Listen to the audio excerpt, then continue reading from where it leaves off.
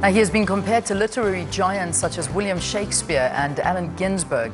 His life punctuated with poetry and music.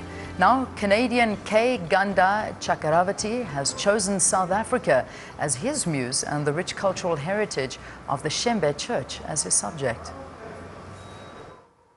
Canada's best known for snow and of course their maple syrup, but it's the cool, sweet, lilting lyrics of Gandhar Chakravarty's poetry and music that has literary minds abuzz.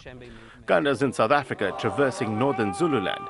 He's trying to decipher the Shembe Church, following the hundreds of thousands of pilgrims and devotees of the faith, diligently recording countless intimate encounters via writing, photography and video. I do studies in Nazarites, and Nazarites is a type of Old Testament holiness, which is, combines the regular dietary and hygiene laws of the ancient Jewish times, but it's more specifically also about hair growth as a form of spirituality and abstinence from alcohol.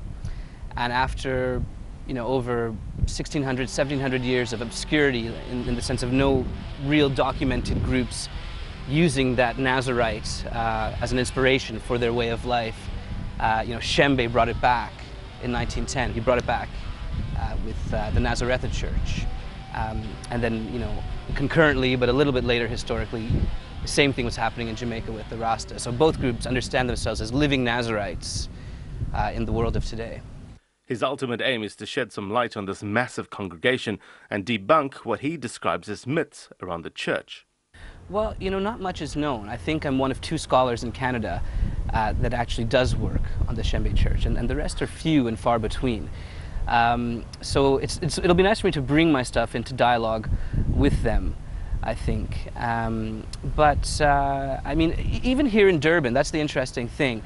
Going around in my day-to-day life, and just meeting people and explain to them what I'm doing here. I'll say the Shembe Church or the Nazareth Church, Ibanda Lama Nazareta, and I would say about half the people, like in the western side of Durban and KZN, have probably not even heard of the church. So right here at home, there's a lot of people who haven't heard of them.